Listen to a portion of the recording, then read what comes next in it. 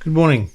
This is the video diary of Remuneration Associates, specialist firm in London that focuses on supporting companies through the challenges of executive pay, either by taking decisions at remuneration committee level or with executive groups trying to sort out incentive compensation. We work from London, but we have clients around the world.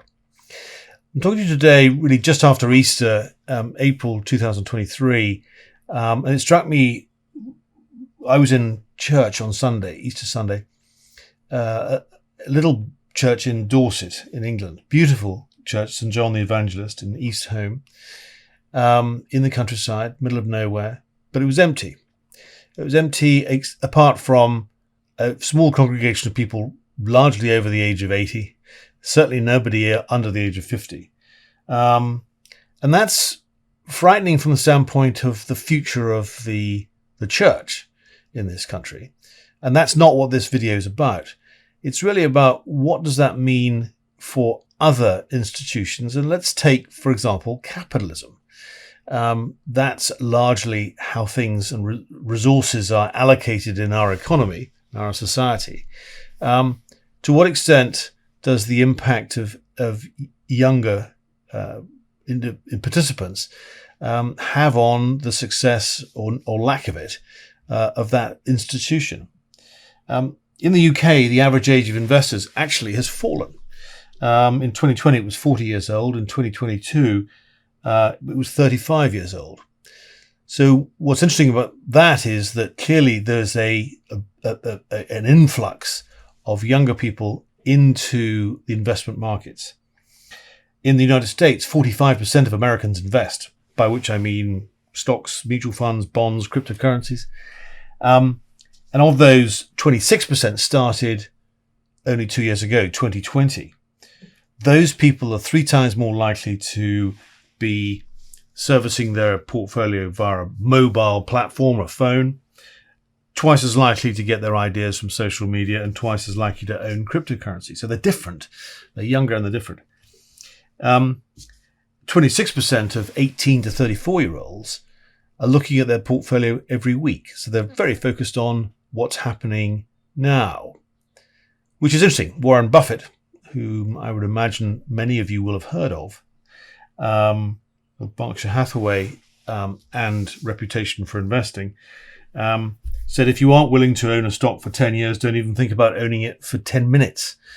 So there's a bit of a challenge there in terms of young people coming in expecting things to happen much more rapidly. But what impact does that have on the potential success or otherwise of capitalism, as it were? Maybe we should think about what it is that makes capitalism work and whether it's going to be affected by that. What happens is that people invest in a company. So they take a decision, and that's based on all sorts of information, but essentially they have an expected return. The expected return on that is based on their opportunity cost. What would they get if they were to put that money somewhere else? And if the investment is going to achieve more than their opportunity cost, then they're effectively getting more than their expected return. To the extent they get a better return than expected, they will be encouraged to invest more. Stock price will rise. A virtuous circle, as it were, will occur. And that draws in investment to things that are very important. Preclinical companies trying to invest in new drugs. Companies that are trying to commercialize new ideas. Companies trying to achieve industrial scale for products and ideas that had previously been in the laboratory. That's a very healthy system.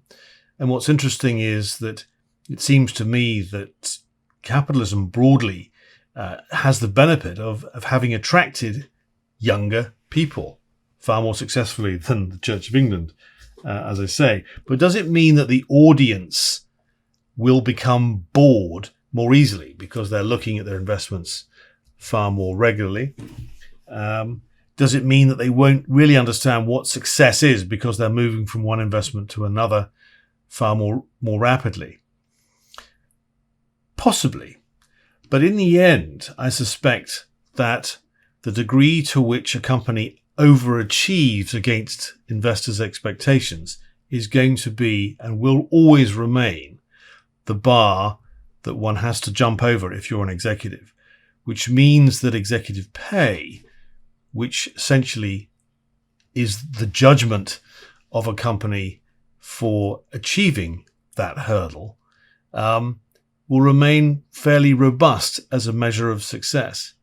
So I think that one can view the system that we have as in need of some repair, but a lot healthier than other institutions that one could name. Happy Easter.